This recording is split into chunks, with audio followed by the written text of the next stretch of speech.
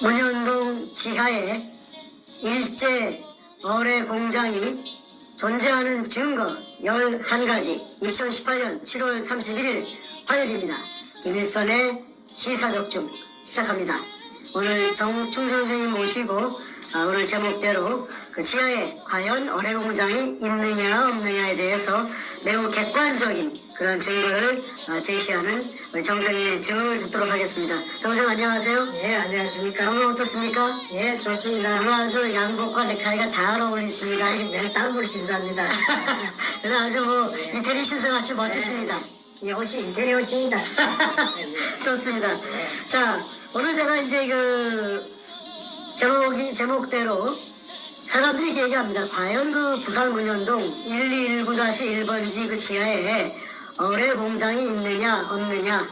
그래서 우리 정선생님의 증언이 사실이냐 아니면 백주름의 그 증언이 사실이냐 의견이 분분한데, 최근에 이제 그 백준이라는 사람이 이제 기자회견을 하면서 그 기자회견에 안타깝게도 우리 선구자 방송이 저희가 알기로 굉장히 우파 태극기 미디어로 알고 있었는데 백준음을 옹호하고 우리 정충교 선생님을 비난하는 그런 그 글을 올린 거 저희가 이제 누군가가 캡처를 떠가지고 사진을 찍어서 저에게 보내왔습니다. 제가 봤는데 우리 선구자 방송 측에서 이렇게 입장을 취하더라고요. 우리 정 선생님이 사실에 없는, 즉 부산 문현동 1219-1번 지하에는 아무것도 없는데, 일제 어뢰 공장이 없는데 속된 말로 거짓말을 하고 있다, 사실 무근의 말을 하고 있다, 이렇게 지금 얘기하거든요. 백준훈이 정도가 얘기하는 건 본인이 범죄자니까 한다고 치더라도 선구자 방송이 이렇게 얘기할 때는 저도 참 당혹스럽습니다. 왜냐하면 그분 우리가 알기로는 태극기 미디어, 우파 미디어인데 이분이 어찌된 영문인지 부산 문현동 지하에 아무것도 없다고 주장을 하는데, 그분이 우리 정생님만큼 이 문현동 사건에 대해서 전문성을 갖고 있다고 보지는 않거든요. 그렇다면은 전문성도 없는 선구자 방송이 이렇게 섣불리 얘기하는 건 위험하다고 보는데, 오늘 이 부산 문현동에 대해서 가장 많은 정보를 알고 계시고 실체를 알고 계신 전문가이신 정 선생님께서 왜 부산 문현동 지하에 그 일제시대 때 지은 어뢰 공장이 있는지 아주 객관적인, 주관적 주장이 아니라 객관적 증거를 나열해 주시겠습니다. 자, 이제부터는 정 선생님께서 한번 직접 설명을 해주시고 제가 사이사이 궁금한 게 있으면 질문을 드리는 방식을 취하도록 하겠습니다. 예. 말씀하시죠. 예, 잘 알겠습니다. 네. 이게 이제 의뢰 공장이 없다고 할 것 같으면은 없는 것을 제가 있다고 지금까지 뭐 몇 번인지는 모르겠는데 약 30년 차례 그 방송에, TV 방송에 아니 태평 방송에 했다면은 그 김일성 교수도 몇 빠진 사람이고 또 미국까지 태평양까지 건너와서 또 저 역시도 그 정신없는 사람이 됩니다. 그런데 어느 미친놈이 그 의뢰공장도 없으면서 있다고 우겨가지고 거짓말을 했다고 칩시다. 해가지고 제가 얻을 이득이 뭐가 있습니까?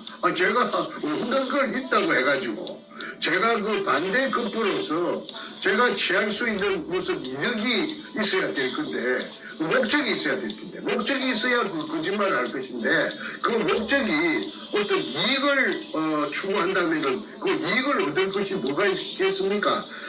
자사 가지고 적군을 만들고 백조림이 같이 무슨 그 도굴단의 두목을 사이코 패스라고 했고 악마라고 했고 또 도굴단의 두목이라고 했고 또 수십 명의 도굴단이 있고 또 근영애가 있고 서경석이가 있고 노무현이가 있고 그 다음에 뭐 문재인이가 있고 그 다음에 또 이한이 저 아버지 저 뭐니까 그 이름이 뭡니까 이 이상업이가 있고 국회의장 문희재가 있고 문희상이가 있고 문희재가 있고 중국에 도망간 박주탄이 그 공장 수상기계 유한공사 체인 그 수십 명을 상대로 해서 제가 이거 거짓말을 해가지고 적군을 만들어가지고 제가 그 이걸 취득할 게 무엇이 있겠습니까? 저는 16년 동안 일구월심 오로지 하나, 자나 깨나 밥을 먹을 때나 어디 걸어갈 때나 오로지 생각하는 것은 문현동의 진실, 이것을 어떻게 하면 이 세상에 온 만천하에 공개해가지고 사람들이 다 알아가지고 아이고 거기서 그런 일이 과연 있었구나, 이거 정말 이거 참 굉장한 일이네 하는 이걸 알리기 위해서 어떻게 하면 될까, 그것만 생각하던 사람입니다. 그런데 태평 TV에 젊은 김 교수를 만나가지고 김 교수만이 오로지 진실을 이해하더라고요. 저를 한 6달, 7달 동안 테스팅을 해가지고 검증을 해가지고 제 말이 앞뒤 전후 좌우가 질서정연하고 신뢰할 수 있다고 판단했기 때문에 이분이 바보가 아니기 때문에 미국까지 온 것인데, 미국까지 와서도 의료공장이 맞다 틀리다 하고 또 도굴단들은 아니다, 정충재가 거짓말하고 있다 이렇게 하니 이거 부득이 오늘은 그 속에 그 해결할 수 있는 방법을 제가 제시하지 않을 수가 없습니다. 시청자 여러분께서도 잘 판단해 주시고, 저희들은 그 돈이 많아요. 그 도굴된 금을 전부 처분해 가지고 삐까 번쩍 해 가지고 돈의 위력으로서 무엇이든지 할 수가 있었거든요. 그동안에 대한민국의 돈이면 다 통했거든요. 그러니까 아마 달콤한 사탕을 당근을 좀 주고 매수를 하니까 이 사장께들이 전부 꼬리를 흔들면서 물러갖고 달겨드는 그런 형국인데, 장관 그거는 별로 제가 개의치 않습니다. 왜냐하면은 저는 모든 진실을 다 알고 있고 또 거기에 관한 그 증거를 다 제가 확보하고 있기 때문에 엊그제 땅을 산 여자 김홍랑, 그 다음에 땅을 사게 해가지고 도구를 했지요. 거기는 의료공장이 아니라고 정충재를 막 공격하고 잡아 열어놓고 나서 자기네들은 거기서 땅을 사가지고 그리고 또 하나 저 말이 난 김에 그 생각이 나네요. 김성태하고 그 다음에 아까 탁종수하고 그 다음에 최상훈이하고 백준엄이하고 있었습니다. 그 사람들은 그 외에도 수십 명이 있습니다. 24명인가 25명 도굴단들이, 적시된 도굴단들이 있는데, 이 사람들이 서로가 피를 나눈 형제도 아니고 또 학임이라든지 지연이라든지 혈연이라든지 전혀 무관한 사람들인데 단 하나 공통된 점이 있어요. 지금 16년 동안 똘똘 뭉치가지고 일사불란하게 두목 백준엄의 그 지시에 따라서 움직이는 것은 그 매개체가 접착을 할 수 있는 매개체가 문현동의 금입니다. 왜 그러냐면 이 들통나면은 그 애들은 다 죽습니다. 죽는 거나 마찬가지입니다. 특정 범죄 가중처벌법에다가 범죄 단체를 만들었으니까 이 징역 전에 제가 말씀드렸죠. 1년 받을 것 같으면 3년 받습니다. 인생 종치입니다. 그러니까 저희들은 극구 자기네들이 가진 그 달콤한 기득권이 다 날아가 버릴 테니까 지금 결사적으로 이제 발악을 하고 있다고 그렇게 이해를 하셔야 될 것입니다.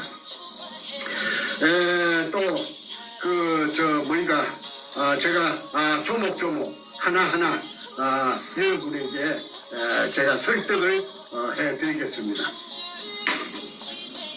첫째, 시간 관계상 일일이 이걸 갖다가 그 자료를 갖다가 제시하려면 끝도 갓도 없이 날밤을 새워도 또 못합니다. 그래서 제가 대략 한 12가지 12가지 정도만 말씀드리고 나머지는 미루어 짐작을 해 주시기를 바랍니다. 오늘 저녁에는 길게 안 하고 조금 간단 명료하게 할까 합니다. 첫째,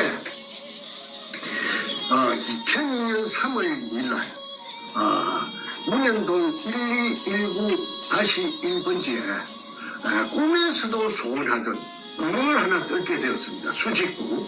그 수직구를 그 규모가 직경 60cm고 바위 안반청 16m를 뚫어서 지하에 숨어있는 일제 의뢰공장의 한 가닥을 뚫을 목적으로 그 기계가 설치되어 가지고 이렇게 굴착을 했습니다.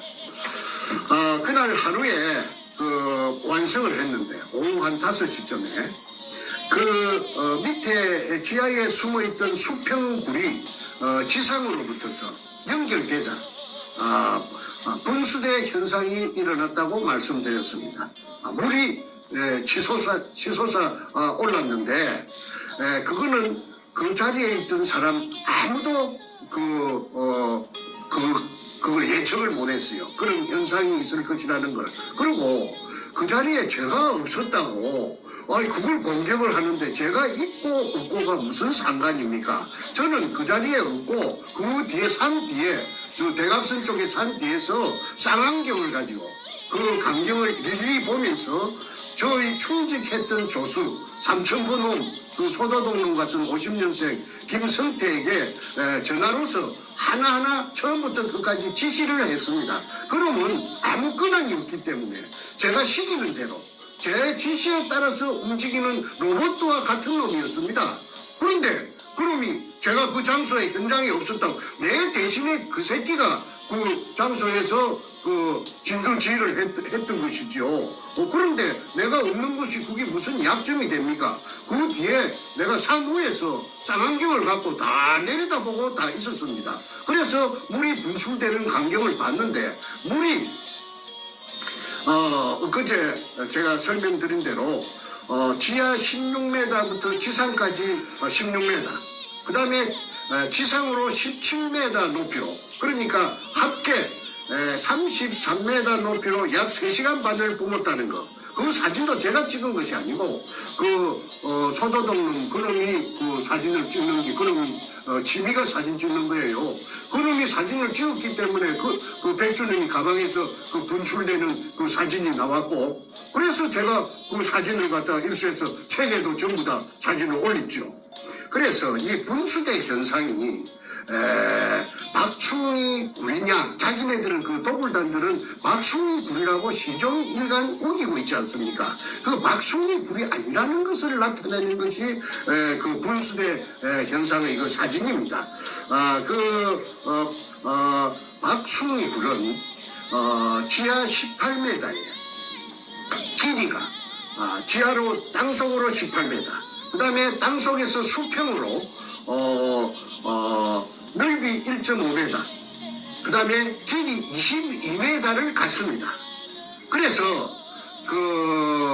그런 작은 굴에서는 설령 지상으로부터 연결 통로가 뚫린다고 해도 수압이 없기 때문에 물이 한 방울도 올라오지 않는다고 수자원공사 진주 난강댐 사무소의 신경섭이라는 대리가 점거 그 공식을 가지고 설명을 했기 때문에 수압이 없으면 물이 분출될 수가 없습니다. 그러면은 3시간 반 동안 그 분출됐다는 사실은 뭘 의미하느냐 하면은 근처에 그 연결된 제가 뚫은 지하 16m의 수평굴가 연결된 곳에 엄청난 저수 공간이고 그 저수 공간에 물이 꽉 들어차 재해져가 있다가 1945년 일본 군들이 철수하고 난 뒤로 물을 퍼내지 않으니까 물이 꽉 들어차 재해갖고 있다가 그게 구멍이 뚫리니까 그 수압을 견디지 못하고 뿜어서 올라가지고 나중에 저녁 한 12시쯤 돼가지고 지하 4m에서 수면이 고정되었습니다. 그러면 지하 4m에 수면이 고정되었다는 것은 연결되었다는 곳에 있는 큰 저수공간, 즉 의뢰공장을 말합니다. 본 의뢰공장, 1공장, 그 속의 물도 똑같이 지하 4m하고 아마 같을 것이라고 봅니다. 왜? 물은 수평의 원리가 있기 때문에. 물이 제일 공평하지 않습니까? 그러니까 의뢰 공장 속에 가득 차 있던 물이 다 뿜어져 나오고 이쪽에 제가 판 수직구와 똑같이 평행을 맞추기 위해서 그쪽 큰 의뢰 공장이라 하는 그 공간 리차드 로리스가 미국에서 기계를 갖고 와가지고 스탠퍼드 대학 교수 10명이 결과가 일부 흘러나왔죠. 그때 최소한 밑바닥에서 천장까지가 17m,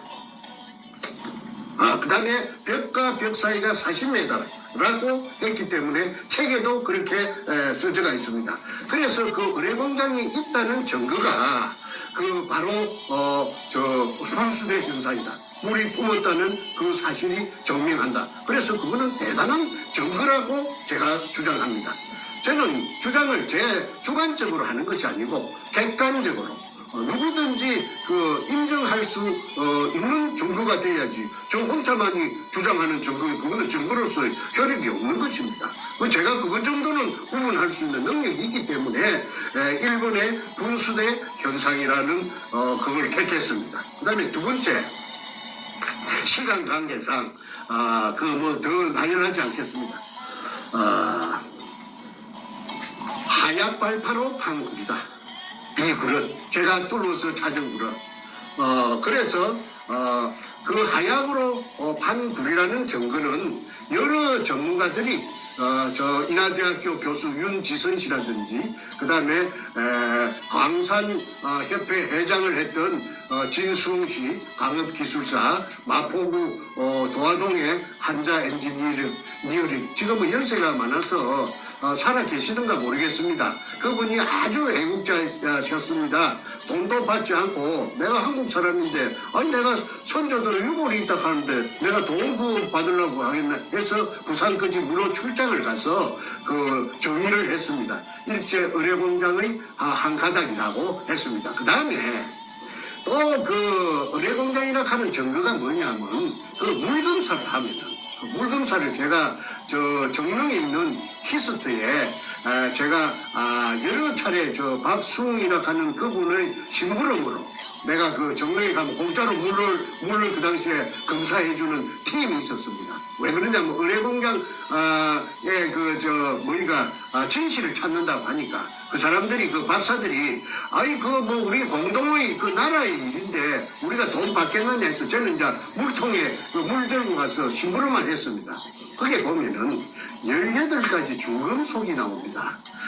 제일 많이 나오는 게 수원이 나옵니다. 수원 HG, 화학 기호로 써서 HG가 수원인데 수원이 아주 무겁답니다. 비중이 높아가지고. 그래서 의뢰라 하는 이 폭탄은 물 속에 날아가는 폭탄이기 때문에 물의 저항을 뚫고 가야 됩니다. 그래야 정확하게 목표 지점까지 가야 된다면은 무게가 있어야 됩니다.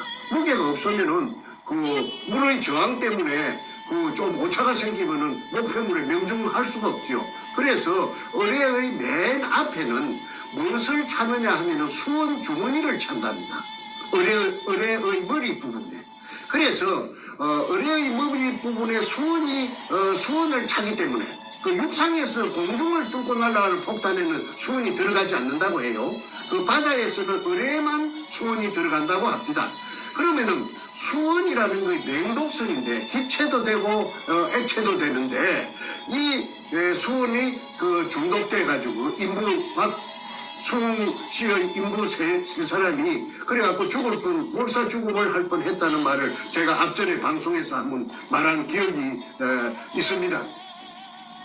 그래서 수원이 물속에 많은 분량인데 지금 제가 기억하건데 0.05 ppm이라고 내가 기억이 됩니다. 0.051인가 그렇게 기억이 되는데 그거는 어려운 거 없습니다. 물을 채취해가지고 물을 지하 공간 속에서 채취했다는 그 사실만 확인이 인정이 되면은 물을 갖다가 물 검사하는 기간에 공인된 기간에 가서 물 검사를 해보면은 18가지 의뢰 만드는 재료, 니켈, 크롬, 망강, 그 다음에 여러 가지 의뢰 만드는데 18가지 중금속이 들어간답니다. 그거는 장보고함이라는 그 해군의 저 잠수함 정장 을 통해서 제가 다 알아냈다고 책에 한금백합 책에 작전 책에 제가 기술해 놓은 것이 있기 때문에 생략하겠습니다. 그래서 질문이 있습니다. 네. 대한민국 지하에 있는 지하수 중에 네. 수은 검출되는 게 이게 흔하지 않은 일인가요? 제가 대답해도 됩니까? 말씀하십시오. 예. 수은이라는 것은 그야말로 맹독성이랍니다. 가스를 마셔도 그냥 한 3모금 마시면 적사해 버리고 수은이 포함된 물을 마시면은 어떻게 되느냐면 이따이 병이라고 그 일본 동경만에 일본에서 이따이란 말을 아이야 아이고 아이야 하는 그 소리가 아마 일본말로 이따이 모양인데 그런 식으로서 아주 그냥 인체에 치명적으로 해로운 것이 수은인데 이 수은이 검출되는 예는 제가 알고 있기로는 한국에서 대한민국의 지하수에서 검출된 예는 없었다. 그거는 확실합니다. 그거는 물 검사하는 전문가들한테 알아봐도 제 말이 틀림없다는 것을 알 수 있어요. 그게 만약에 한국의 국토 지하에서 수은이 나온다면은 뭐 사람들 다 죽지요. 그런데 부산 문현동 지하에 나오는 물은 수은이 이제 비로소 제가 공개하는데 엄청난 양이 굉장히 진한 양이 포함되어 있다고 봅니다. 그 다음에 그러니까 구분하는 거는 간단합니다.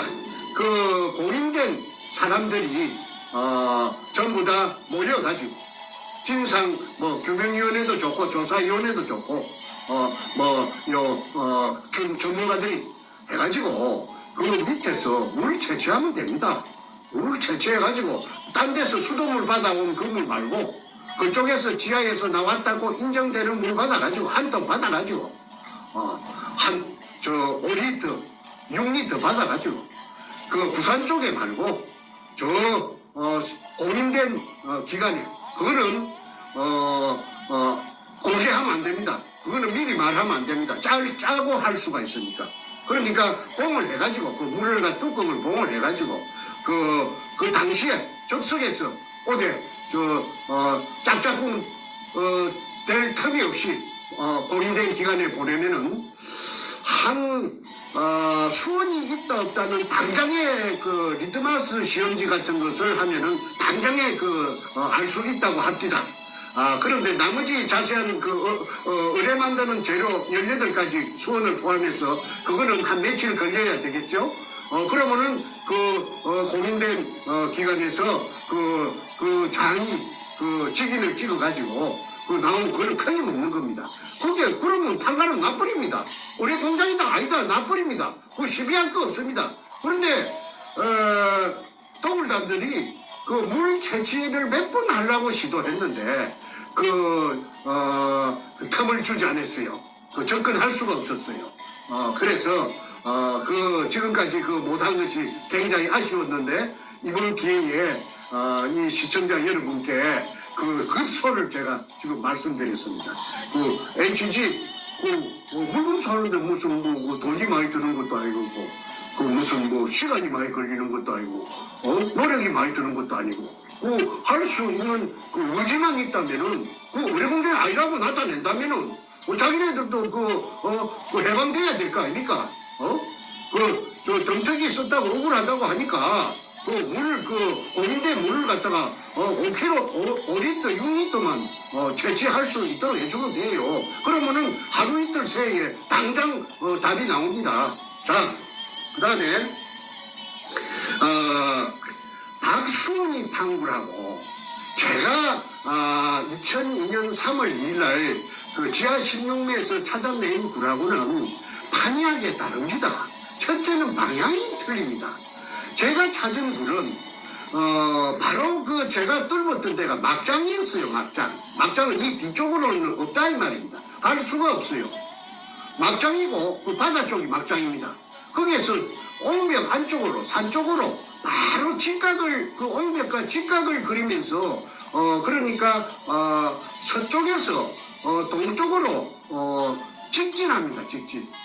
그래가지고 한 10m 가다가 갈라집니다. 직각으로. T자가 되지, T자 골목이 나타납니다. 그러니까 요리 진행하다가 T자 형태로 갈라집니다. 왼쪽으로도 가고 오른쪽으로도 갑니다. 그 다음에 가다가 또 여러 가지 갈래를 치는데 그까지는 복잡하니까 그냥 오늘은 T자로 친다는 것이 백주놈이의 지도에도 그 T자로 된 모양이 나타납니다.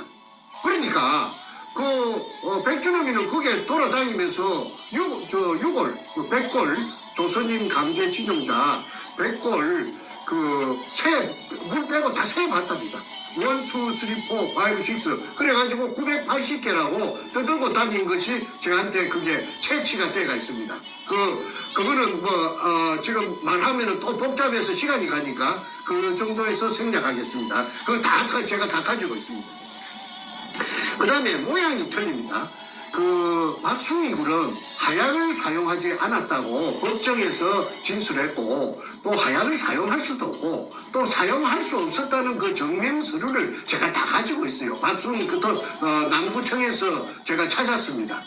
그 찾을 때에 아이러니컬하게도 김무선의 보좌관 강아무개 보좌관님은 국회의원 국회 보좌관들 중에 제일 높은 사람이었습니다. 강씨입니다. 이름은 내가 밝히지 않겠습니다. 그분이 정말 저한테 적극적으로 열성적으로 해가지고 자기의 지역구인 남구청에 부탁을 해가지고 박숭이의 허가낸 서류 원본을 제가 다 입수를 할 수 있게끔 도와줬다는 것을 말씀드립니다. 제가 가지고 있습니다. 그 다음에 제가 뚫로 찾은 굴은 아치형이 아니고 아치 넓이가 1.5m인데 저는 1.8m 그리고 사각굴입니다. 정사각굴입니다. 가로가 1.8m 세로가 1.8m 사각굴입니다. 그런데 육군사관학교 아까 단약고 담당이라든지 지하굴 전문가들을 다 알아봤더니 군대에서는 통로라든지 또는 창고 보관할 적에 무슨 중요한 물건 같은 것을 보관할 적에 항상 이 사이즈를 쓴다고 했죠. 그 다음에 전에 엊그제 내가 말씀드렸죠.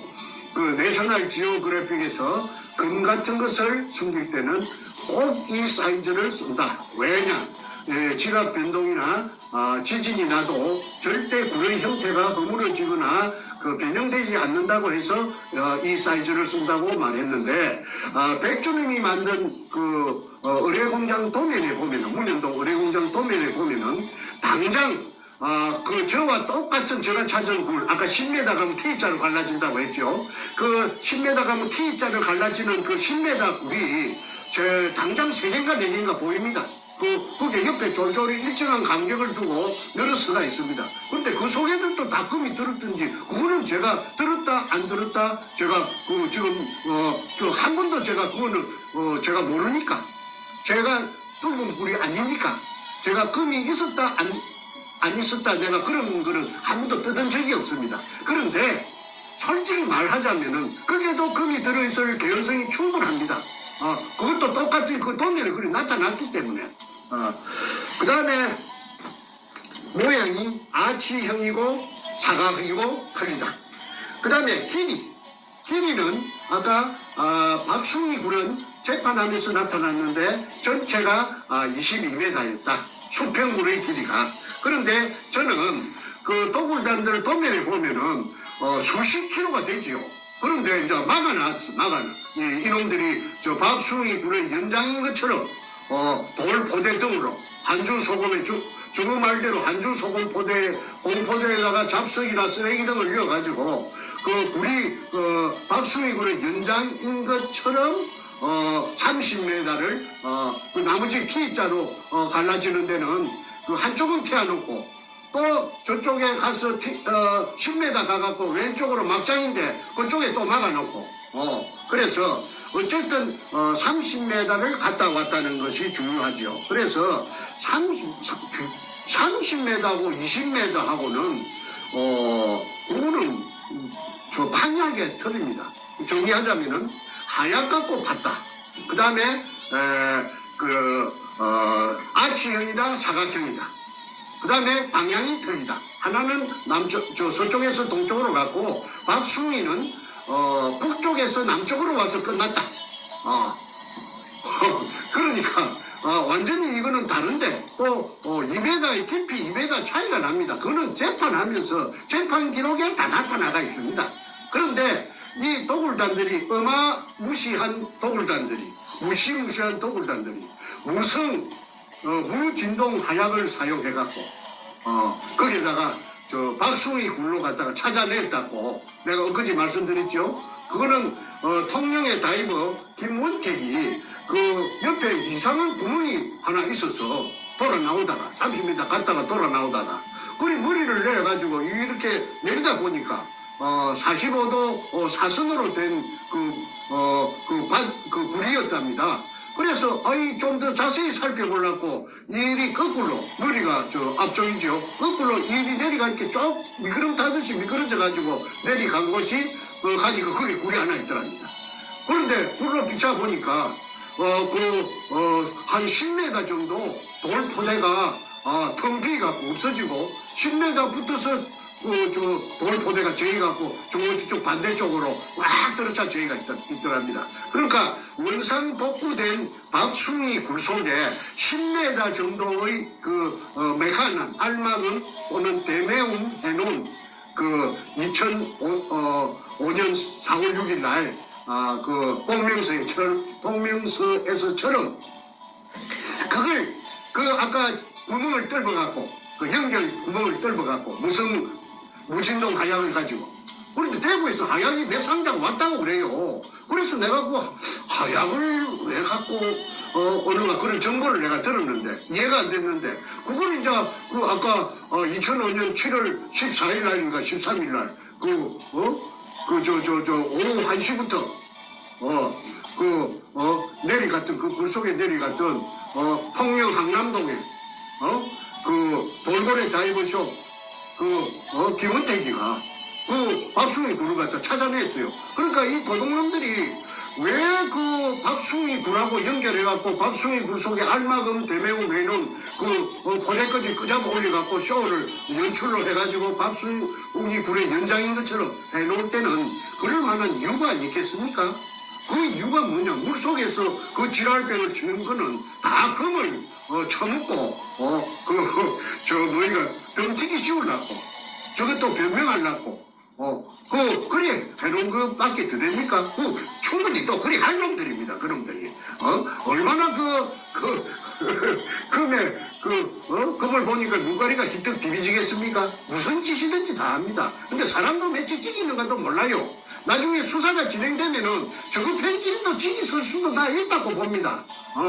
그런데 이게 전모가 지금 안 드러나니까 지금 어리무중이지 무슨 짓이든지 할 놈들입니다. 그런데 저거한테 아마 방귀를 치기 들고 옷통 벗었던 대가리 치기 들던 놈들이 있으면 지도 새도 모르고 구신도 모르고 없애버리겠어요? 그런데 내가 더 이상 확인되지 않은 사항이기 때문에 말을 절제하겠습니다. 여기서 거치겠습니다. 그래서 길이 방향등이 다르다. 그 다음에 네 번째 짜고 치는 고수돌이라고 청와대 노무이가 연결되고 노무이가 도둑놈이에요. 김해 임업시험장에 묘목장에 들어가서 단감나무를 갖다가 백주를 훔쳐갖고 저거 새이 녹음평이하고 그래갖고 저거 집에 뒷산에다가 가수원을 김해 진영이면 단감 아닙니까? 단감 가수원을 조성한 놈이 노무이 그 새끼예요.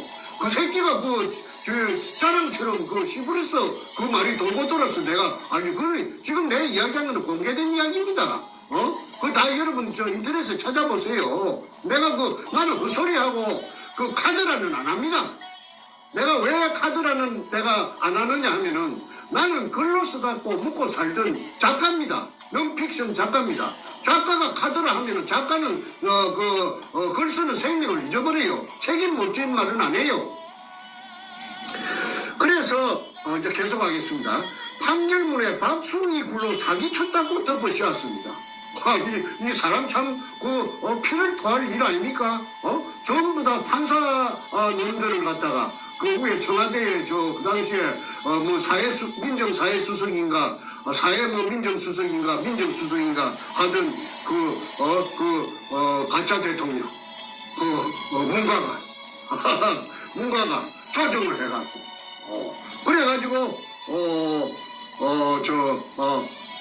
박수미 굴이라고 근처에 군 찾아가다가 어뢰공장 찾아가다가 실패한 굴 그래갖고 쟤를 감옥살이 44개월 징역 살렸어요. 그러니까 교활한 말이지 사악한 사악 이제 사악이란 말을 오늘 처음 썼습니다. 삿대를 사자 그러니까 가짜라 이 말 악마라 이 말이죠. 사악한 백주름이가 그거 얼마나 신이 났겠습니까? 아이고 뭐 가짜가 막 그 대통령이 돼가지고 말이지 농악하고 문가하고 춤을 추니까 얼마나 힘이 나고 말이지 얼마나 재미가 있었겠어요. 그러면 산더미같이 있지. 이러니까 저를 집에 보낼 때 얼마나 꼬시고 그런데 차라리 그때 죽였어야 돼요. 감옥에서 병사로 위장하든지 그냥 해갖고 죽였어야 지금 이런 치욕을 맛보지 않을 것입니다. 그런데 제가 명이 길어서 안 죽었습니다. 그래 지금 살아갖고 있기 때문에 제가 이렇게 폭로하는 것입니다. 제가 여기서 한마디 드릴까요? 네. 우리 정 선생님의 그 방송을 보시는 수많은 우리 국민들이 네.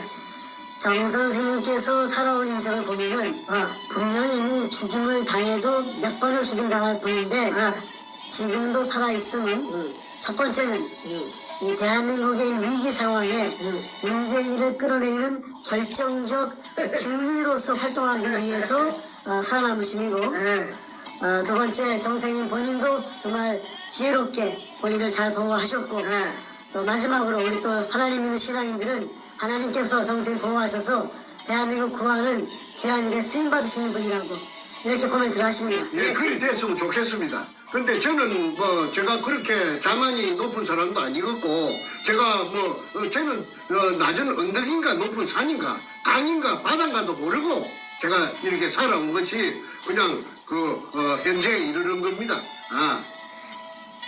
감사합니다. 이제 또 다시 시작하겠습니다. 네, 다음 부분 말씀해 주시죠. 예. 그래서 제 이 억울함이 뒤늦게 부산대학교 철학과 교수를 33년 하다가 노무현이 가족에게 정확하게 말해서 그 아들에게 또는 노무현이 저 누나의 사이 정재호라는 법무법인 부산 그놈 아주 교활하고 더러운 놈입니다. 내가 그놈한테 한번 당한 적이 있는데 그거가 복마전이에요. 그런데 그 이야기는 주제에서 좀 벗어나기 때문에 다음 기회에 내가 하기로 하고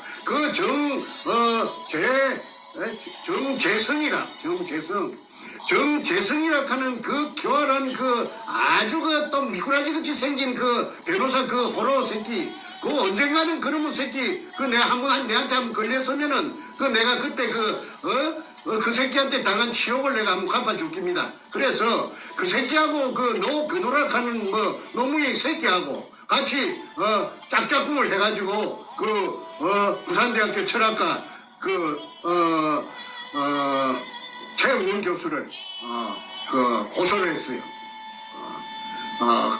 가재물을 대학원생한테 가재물을 갖다가 노무현이 전자개표로서 부정선거로 당선됐다는 그런 내용을 가재물로 내줬는데 그것을 자빨 대학원생 한 놈이 신문사에 갖다가 발라가지고 그 신문에 기사가 조그만하게 났어요. 나도 봤어요.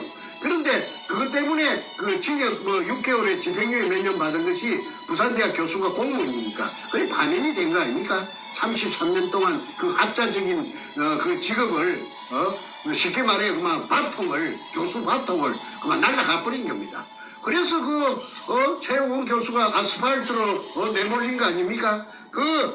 최우원 교수가 책을 읽어보니까 황금 백합작전 책을 내가 한 번 줬는데 읽어보니까 그 기가 안 차니까 남구청에 민원실에 자기 발로 찾아가서 그 박수희 굴에 대해서 남은 근거가 뭐 있는 서류가 뭐 좀 남은 게 있는가 한번 찾아주시오 했더니 그 담당 창구 직원이 컴퓨터를 다다닥 두드리니까 여기 있네요. 그것을 찾아낸 게 복명서입니다. 그 복명서에는 그 사진하고 사진 두 장하고 박수희 굴 없어졌다는 언제 없어졌는가? 2005년 4월 6일 날 알마금 대매움. 그것을 내가 알마금 대매움이라는 문자를 내가 배웠어요. 굴 속을 텅 비게 놔주는 게 아니고 알로 막는다. 알로 막는다. 그게 알마금 팠던 군형을 다시 메운다. 그래서 대매움. 그래서 뻥 뚫린 채 놔두는 것이 아니고 그렇게 착착 흙이나 돌로서 알로 막아가지고 그 빈 공간이 없도록 그렇게 해서 원상복구를 한다는 말입니다. 그 원상복구가 되었다는 증명서가 바로 복명서입니다.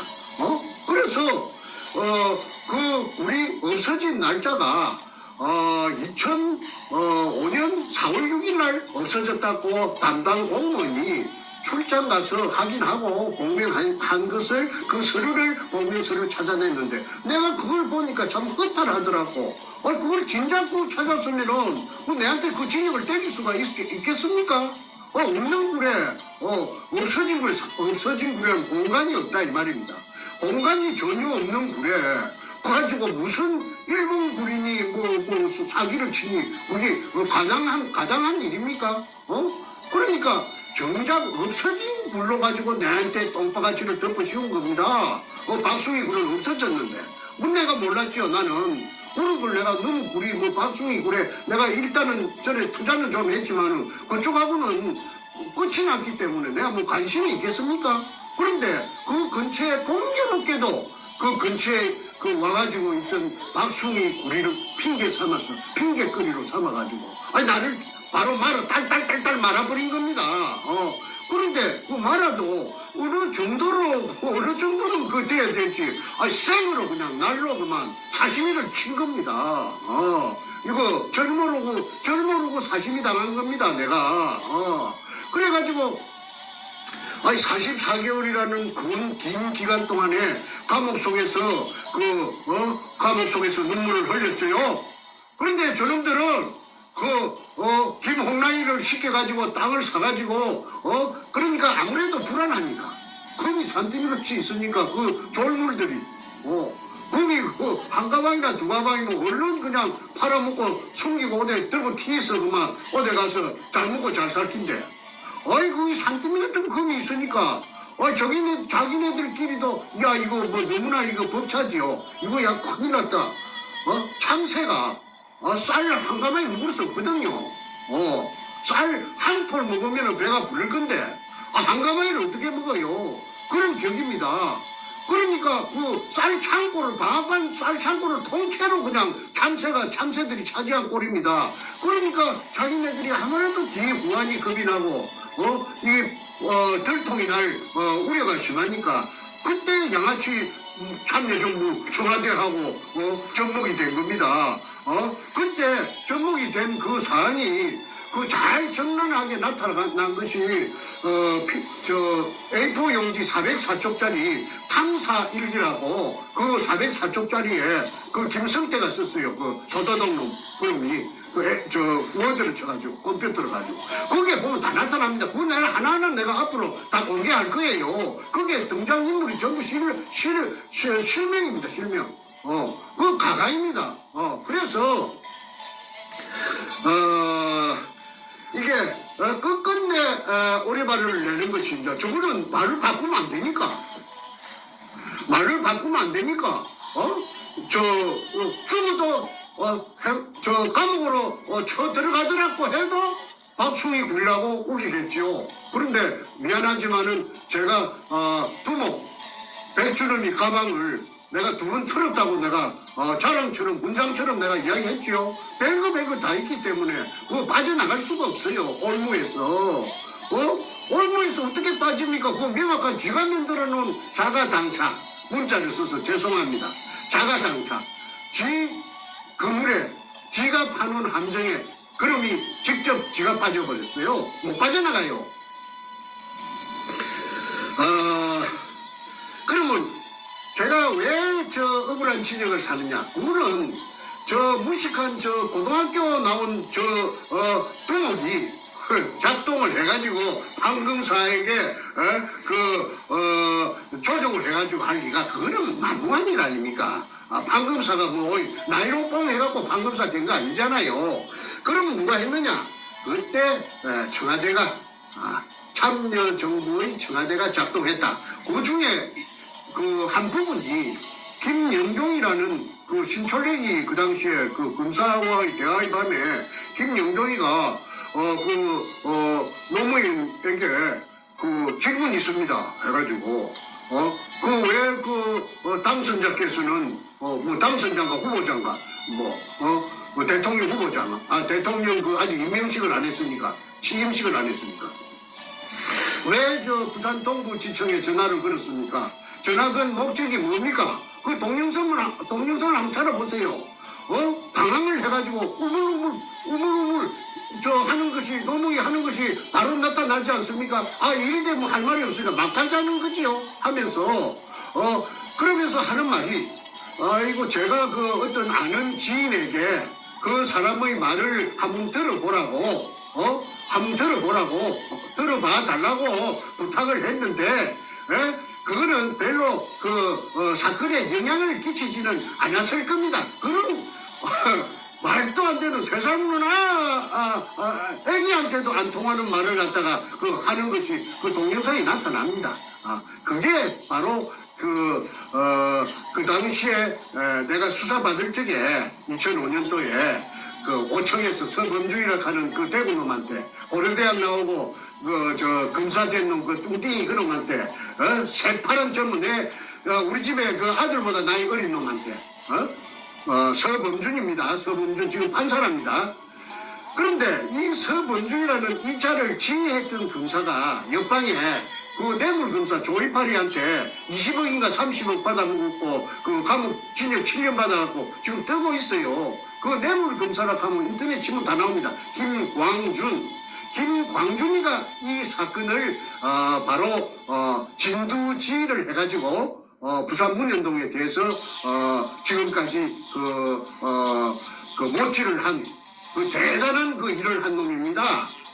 김광준, 서범준. 어찌된 판이지 전부 준자가 나한테 바로 해코지를 해가지고 나를 이 지경을 만들었어요. 배준엄 준자, 준자하고 종자하고. 그리고 군대는 제일 많은 게 해병대라. 내가 무슨 해병대 억하 심정이 있겠어요? 내 셋째 동생도 해병대 나왔고, 내 사인놈도 해병대 나왔고, 근데 해병대가 내하고 무슨 억하 심정이 있는데, 그런데 전부 해병대라. 어찌된 파인지. 그 다음에 고등학교는 전부 다 경남고등학교라. 그 다음에 제일 많은 게, 그 다음에 대학은 뭐냐면 서울대학이라. 이 어이가 없어요.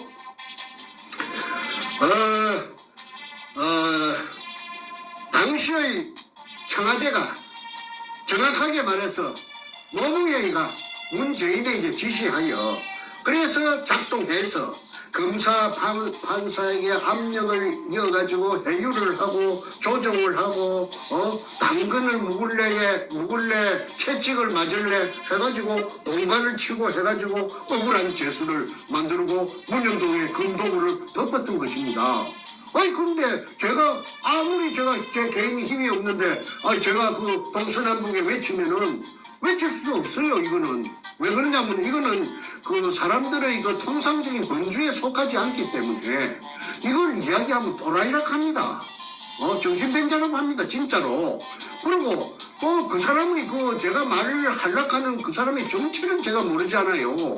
그 사람이 노무현이 패거리인지 문재인이 패거리인지 문재인이하고 선이 닿았는지 내가 모르기 때문에 이 말을 언급할 수도 없습니다. 그러니까 전전긍긍이죠. 그래서 억울한 죄수를 만들었고 이 백주름이 일당들은 희낙낙, 아이고, 이 천지가 전부 저거 거지, 지 거지, 아이고, 이런 일이 어디 있나. 살다 본 게네, 쇠가빠지 10년 세월에 찾아놓으니까 말이지. 그래서 내가 항상 노인과 바다, 레밍웨이가 쓴 그 소설이 내가 항상 내 머릿속에, 그려져 되더라고. 왜 그러냐면, 그 바다에 나가서 낚시를 큐바, 하바나가, 모임의, 본부지요. 그래서 작은 배를 타고 바다에 낚시를 나갔는데, 그냥 배보다 더 큰 새치락하는 고기를 낚았잖아요. 사투 끝에, 천시만고 끝에. 그래 낚아가지고, 들어오는데 이 상어들이 나타나, 상어들이 나타나고, 이 상어들이 그 고기 살을 다 뜯어 먹어버렸어요. 그래갖고 이제 아바나 항구에 돌아왔을 때는 그 빽다구만, 근데 그 빽다구가 얼마나 크든지 간에 사람들이 보고 놀래죠. 그런데 그 생선은 상어들이 뜯어 먹으면은 그 똥이 됩니다. 생선 똥이 되고 생선이 밥이 되지만 이 검은 삶아 먹는 것도 아니었고 고구마처럼 쪄가지고 먹는 것도 아니었고 생선처럼 튀겨 먹는 것도 아닙니다. 어딘가에 있습니다. 그 문현동 검은 그거를 조사해보면은요 저 도굴단 백주름이 잡아다가 거꾸로 달아매놓고 한국의 수사기술은 아주 발달했대요. 추적 들어가면요 못 빠져요. 빠질 수가 없어요. 증거가 명백한데. 그 다음에 뭐 한 가지 있습니다. 이 사건은 특수사건이라고 내가 생전 처음 들었어요. 내가 그 들은 사람은 내가 공개하지 않겠습니다. 그 사람은 현역이기 때문에. 정 선생님, 걱정도 하지 마세요. 이거는 특수사건이기 때문에 시효가 없습니다. 시효가 소멸되지 않는다고 해요. 왜 특수사건이냐 했더니 이게 국가를 들었다가 놨다가 몇 개도 들었다가 놨다가 국가도 사버릴 수가 있는데 이게 특수사건 아닙니까? 그래서 특수사건이 있다는 걸 제가 처음 들었기 때문에 제 얼굴에 하색도 이리 좋고 제가 흔들리지 않아요. 왜? 아직까지 제가 작물이 덜 빠졌구나. 내가 아직까지 앞전에 내가 알게 모르게 지은 죄가 있다면은 그 죄를 씻어야 내가 그러니까 연단이 되겠구나. 단련이 되겠구나. 그래서 내가 참고 견딜 수가 있었지. 아이고 내 금이 저놈들이 다 빨아먹었다면 내 병이 나가고 심장이 터져 죽었겠죠. 자, 그래서 결론은 원상복구되어서 알마금 대매운데 없어진 굴로 가지고 사기쳤다는 것은 굉장한 아이러니입니다. 이거는 대한민국 사법부가 얼마나 썩었는지 또 검찰이 얼마나 썩었는지 얼마나 개판인지 이게 나타나는 바로 바로메에다가 문현동의 금도굴 사건입니다. 만약에 문현동의 금도굴 사건이 제가 주장하는 대로 크로즈업 되면은 햇빛 속에 크로즈업 되면 나타나면은 대한민국에 있는 검찰 개혁 그야말로 물갈이 청소 그 다음에 사법부 전부 다 물갈이 하는데 큰 기폭제가 될 것입니다. 썩었어요. 그런데 이대로 가다가는 자꾸 억울한 사람만 나와요. 김일성이 장학생들 다 잘라내야 되죠.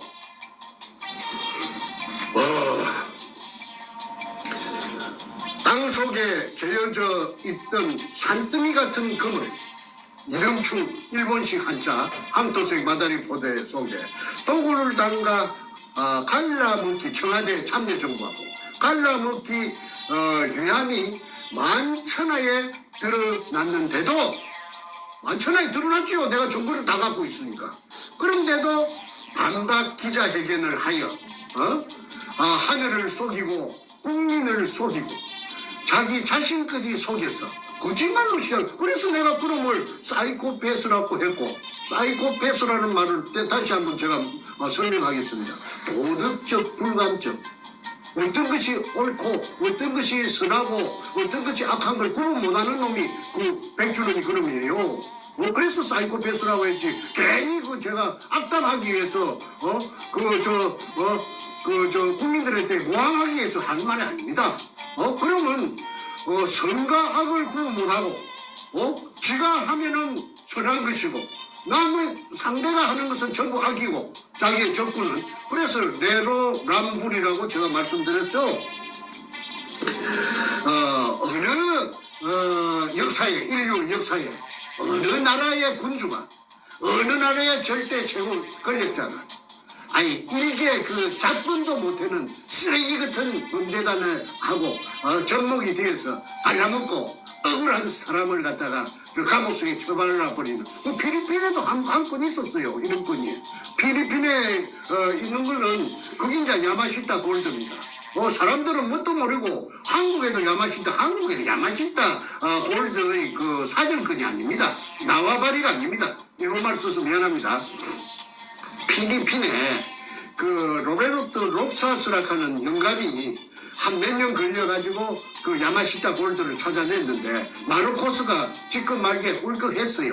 그래가지고 이 영감이 한 2년 반인가 옥살이를 하다가 그래 이제 어느 날 석방이라고 해서 나왔어요. 그래가지고 이제 마르코스가 도망간 망명간 그 저 하와이까지 찾아가서 재판을 했지 않습니까? 그게 저 한국의 언론에 난 걸 제가 봤습니다. 저한테는 그게 큰 힘이 그 당시에 됐죠. 그래서 이 로베르트 롭사스가 필리핀 영감이 그랬다면 정충재는 한국의 제2의 로베르트 롭사스 같은 사람입니다. 앞으로 이제 이게 나타납니다. 제가 죽어도 나타납니다. 이거는 제가 명이 잘라 죽더라도 이건 나타납니다. 왜? 태평 TV에서 한 30번 이걸 봤기 때문에 이거는 덮을 수가 없어요. 사람들이 이제 많은 사람이 알았기 때문에 이거는 나타나는 거는 시간 문제입니다. 이거 참 손바닥으로 하늘을 가리는 사이코패스 백주름의 엊그제 반박 기자 이거는 참으로 요절복통할 일이고 그 다음에 아까 내가 그 특정 방송의 그 간판을 들고 있지 않겠습니다. 우파라고 해서 막 설치던 저 유튜브들이 선착순으로 주구 사장께가 되어가지고 언제 지가 저것들이 언제 문현동을 알았다고 옳다 그르다 맞다 틀리다 왕왕 짓고 있어. 그거는 코미디입니다. 그 다음에 5번째 사이코패스 백주름이에게 하는 질문입니다. 왜 김홍랑에게 전화를 걸어서 만났고 광주에 서구 치평도 금호 쌍용 아파트 사는 김홍랑을 찾아가서 금독을 지분 100분의 5를 주고 그러니까 쉽게 말해서 독을 하는 회사 2002년 5월 13일 날 남포동 피닉스 호텔 에서 결성한 제 주주총회 회사를 띄웠지. 거의 도굴 회사입니다. 도굴 범죄단체입니다. 그 도굴단들이 저를 고소한 도굴단들이 이게 밝혀지면 전부 그 범죄단이 됩니다. 범단. 죄수들이 전과자들이 제일 무서워하는 게 범단입니다. 100분의 5%를 주고 100분의 5를 주고 그래 100분의 5를 주는 대신에 땅을 사라. 현장 거창 근처에 땅을 사라. 그래서 김홍랑이 100분의 5를 주고 땅을 사고 또 조건이 2달이 있다가 그로부터 그러니까 2002년 4월 29일 날 공정계약을 하고 매매 공정계약을 하고 땅을 사고 그 다음에 백주는 을이고 김홍랑 갑이고 각각 올 사이에 약속을 한 것이에요.